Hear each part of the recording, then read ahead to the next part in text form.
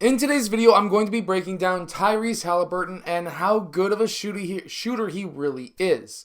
Now, if you want to become a better shooter yourself, make sure to go check out the hardest basketball shooting workout down in the description below.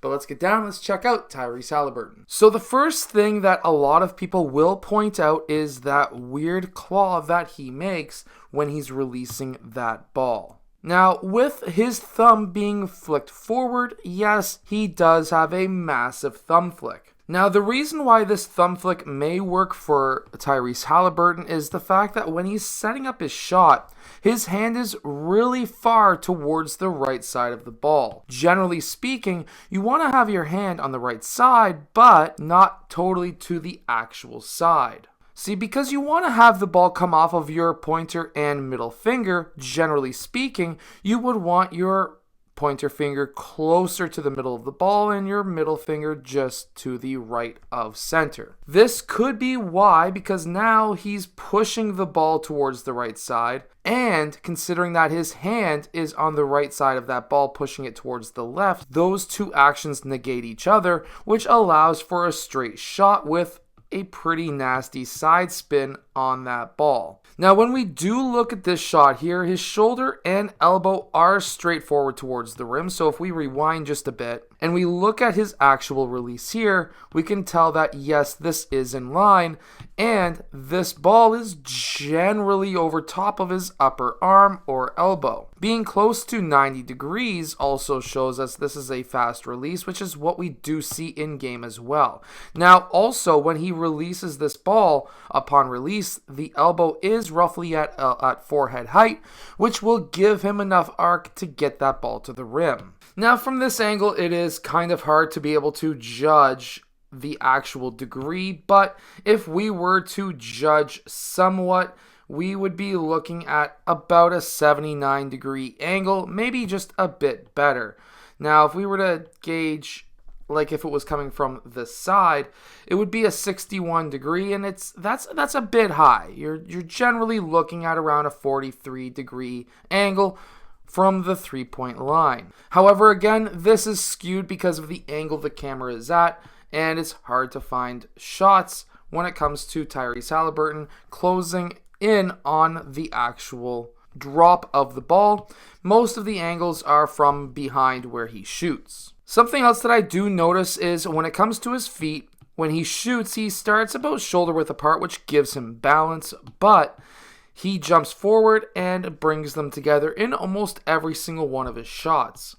Now, this jump forward is fine because his shoulders go back at the same time, so that is totally fine.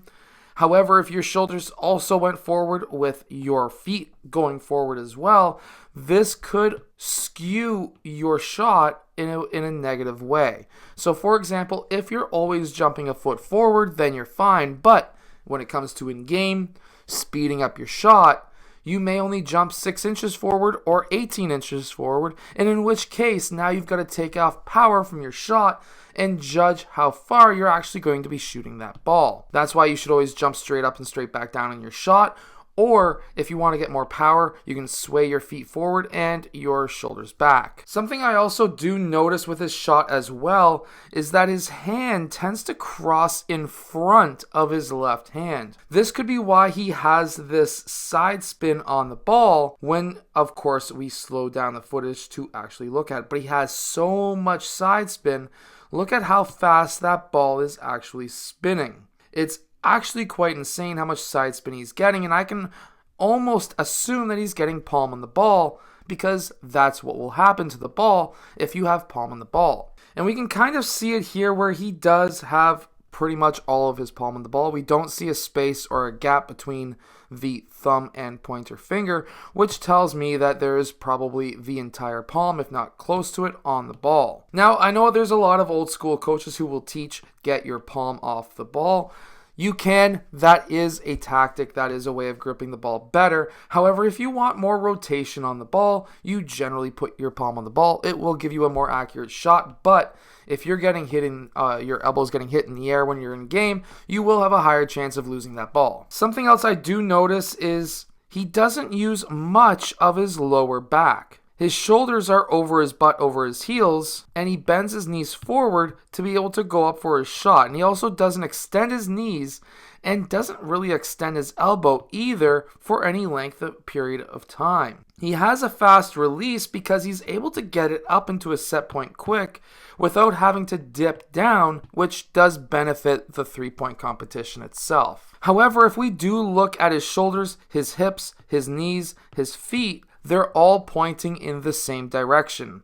He's not totally squared up towards the rim because you don't have to be. Yes, there's a lot of coaches who will say you have to be squared up, everything has to be squared up, but what really does matter is your shoulder and your elbow, as long as that's in line with the rim and the ball is generally over top of the arm, you're going to have a straight shot. This is what I call the shooting triangle. Ball, shoulder, elbow, back up. If that's all in line, you just have to play with power, which comes from your lower back, your legs, your calves, and of course, your core. So no, you don't have to be squared up to the rim. You just need to get your shoulder, elbow, and of course, hand what has the ball in line to be able to have a straight shot. Then you just have to play with power. And then, no, you don't have to have the palm off the ball. You can get a more accurate shot with more rotation with your palm on the ball, but you will lose control of the ball more frequently. So you have to really gauge what is best for you. Anyways, I hope that you've enjoyed today's video. If you have, hit that like button, subscribe, and I'll see you guys again next time.